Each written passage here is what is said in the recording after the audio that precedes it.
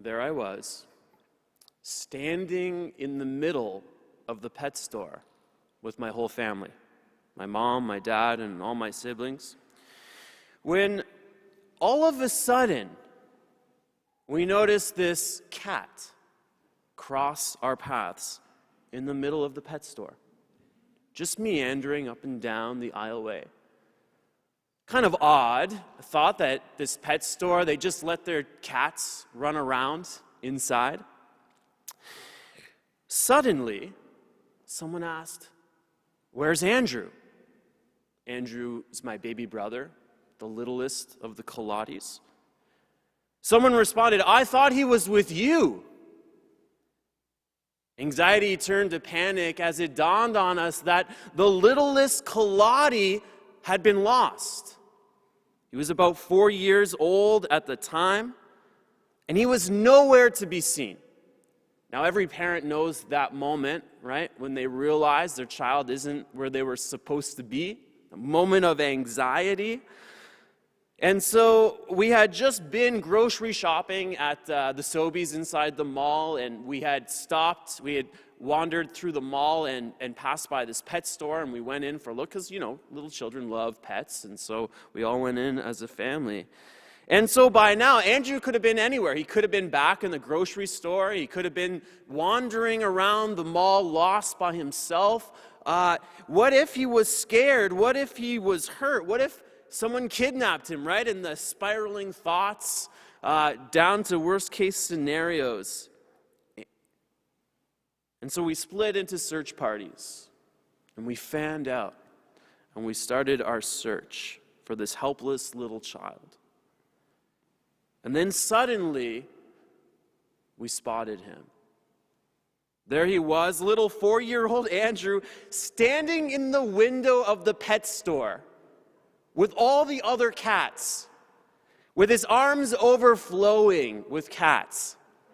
Now, when no one was looking, he had snuck over there, he had unlatched that front display case and jumped inside, setting free all the other cats, except for the ones he could safely hold in his arms. And so, with the little cat thief, we spent the next couple hours running around the mall trying to catch all the escaped cats. Now, such is the messiness of family life, right? They have these moments where there's anxiety, right, over the moment where we realize that there's a missing child. Or those moments, perhaps, where we stay up late with sleep-deprived, concern for a nurse nursing a sick and unhealthy child.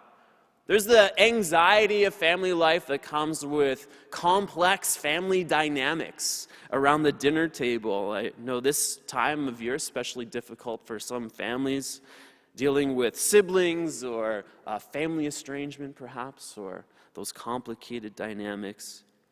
Perhaps it's the anxiety of family life that comes from the news of a difficult diagnosis of someone that's loved. Or trying to deal with the challenge of living and loving and managing someone in their struggle with mental illness. Or perhaps it's that strained relationship with a teenager, right? Now, you get along great with your teenager unless you ask them to do anything. Try to give them any kind of advice. Say the wrong thing, do the wrong thing, or breathe the wrong way. But other than that, the relationship's great, right? Now, when the anxieties of life, family life perhaps, they threaten our own personal peace, how are we supposed to understand these in the context of our faith? How do we learn to live with these moments and experiences? Well, we have a great example today from the feast, from the Holy Family. Holy Family is the family of Jesus. Mary, his mother, Joseph, his stepfather. And we have their example because we understand them as the most perfect of all human families, right, that ever lived. Saint Mary, Saint Joseph, two amazing saints. But you know what? Neither of them were strangers to the anxieties of family life. I mean, talk about anxiety. Can you imagine Losing your child for 3 days. The sleepless nights, the panic, the terrors. Let me set the context. So Jesus, Mary, and Joseph, they were in Jerusalem for the Feast of Passover, which is a pilgrim feast. So adult Jewish males and their families were expected to make this pilgrimage to Jerusalem every year for the Feast of Passover. In this particular year, Jesus was about 12 years old, and they would have journeyed in, these sort of caravans, extended families.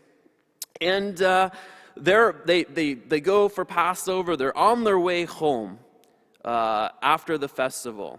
And assuming that Jesus was in the group of travelers, they traveled a whole day, and then they started to look for him among their relatives and friends. Now, you might wonder, wait a minute, they went a whole day before they realized Jesus was missing? That sounds like neglect, right? Well, we have to remember, it's not a simple, they weren't traveling in the little nuclear family units, more like the Cape Breton families, right? Where you got 200 cousins and aunts and uncles, and so they would have all been traveling together, and the parents and other parents and aunts and uncles, they all look after each other's kids, and so it would have taken them probably not till the end of the day when they were setting down to set up camp for the night before they realized, wait a second, has anyone seen Jesus? I thought he was with you, right? And so when they did not find him, the scripture says, they returned to Jerusalem to search for him. After 3 days, they found him in the temple, sitting among the teachers, listening to them. They found him there, setting free all the little kittens in the pet store, right? Little Jesus. No, so they find him in the temple. And here's the thing. They searched for him, and they didn't stop until they found him. Now you can almost see that moment, right? As Mary rushes, recognizes Jesus in the temple after having not seen him for 3 days, probably wondering if she would ever see him again. Remember, there's no one to call. There's no cell phones. There's no police service. They can't hand a photo to the security guard to go look for him. He in the city that was swelled with tens of thousands of extra pilgrims. They must have wondered if they'd ever see Jesus again, and perhaps at the edge of giving up hope when Mary saw him there in the temple and ran over to him. And you can almost feel that moment, right? And the scriptures tell us when his parents saw him, they were astonished, and his mother said to him, "Child, why have you treated us like this?" It's like she's scolding Jesus. I love it, right? Look, she said, "Look, your father and I have been searching for you in great anxiety." It's kind of interesting to think of Mary looking, searching for Jesus with great anxiety. Because we tend to think of her, right? We have these pictures of Mary, like she's always like this, and there's like this perfect light shining off her face. But Mary was a mother like any other. Well, not like any other. She's unique. But she was a mother and human nonetheless. And so she also experienced anxiety. The Holy Family is not foreign to the anxieties of life and family life in particular. Now Jesus responds, he said to them, "Why were you searching for me? Did you not know that I must be in my Father's house?" Now I love this whole scene, right? Because it just reminds us of the humanity of the Holy Family.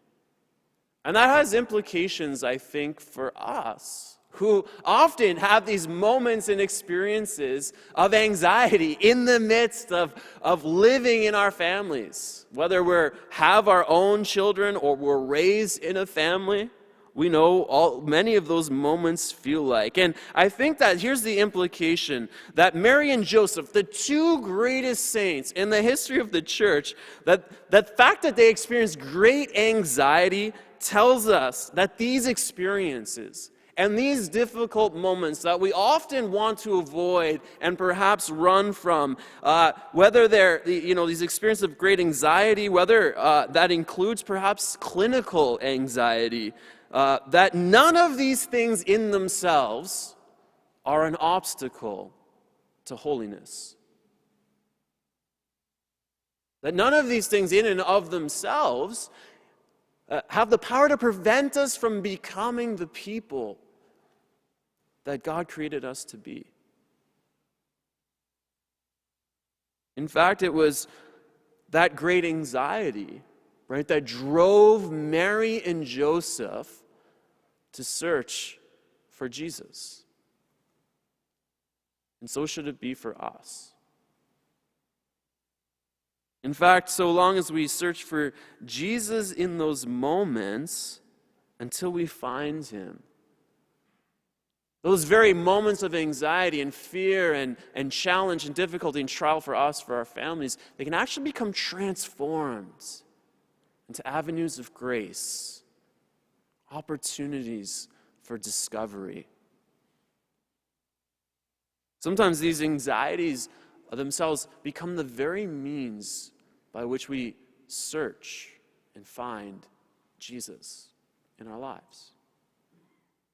Whether that's the daily grind, the day in, day out, doing the laundry and loading the dishwasher, cleaning the kitchen, helping the kids with homework, or whatever. We might lose sight of Jesus in those moments, but we can just ask Jesus, where are you? Are you here? Maybe it's the deeper, more profound anxieties of family life, like a difficult diagnosis, the sudden loss of work, a really difficult family member, a troubled teenager. Jesus, where are you in all of this? Are you here? Maybe for the teenagers, right, it's putting down the cell phone, just learning to be present with your family. Can you find Jesus there with the people around you?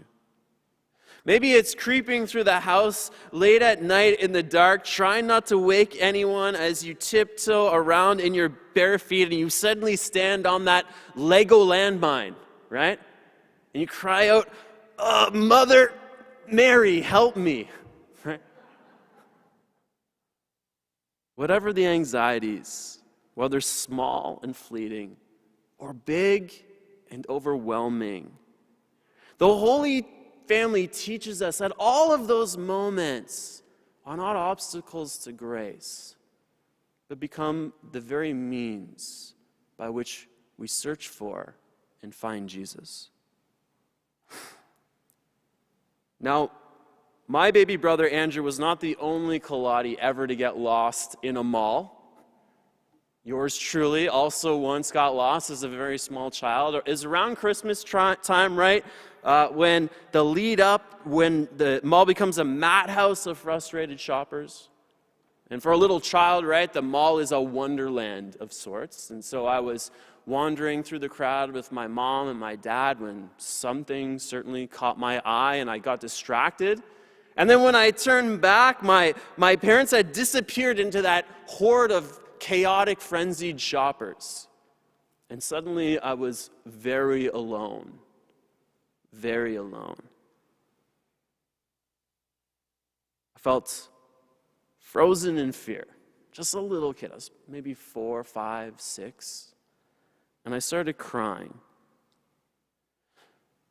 Now, eventually, my parents found me, but what's interesting is I don't have a memory of being found. I only have a memory of being lost and alone and afraid. Now, I can't explain all the implications that experience had for me as I carried it into adult life, but we'll just say that a part of me always felt like a scared little child for many, many years, even as a young man. But one day I was praying through that experience, and I brought it before God, and I went back into that memory, and I said, like, God, I felt so alone and so afraid and so scared. And I said, God, where were you when I needed you? When I was just a lost, scared, and helpless child. And I felt like Jesus said to me, you know, Alex, your parents didn't know where you were, but I knew exactly where you were. Maybe you were lost to your parents, but you were never lost to me. I had you in my hands the whole time. You were never in danger. You were never at risk because I was taking care of you. You see, it took many, many years, but eventually I found Jesus in that moment of great anxiety. And I think that whatever the experience, if we search long enough, we'll find Jesus there. The mystery of the Holy Family teaches us that the anxieties of life will come and they will go, and we don't have to be afraid of them. But if we search for Jesus and we don't stop until we find him, we will. And you see, Jesus, he was there the entire time, and he's just waiting for us to find him.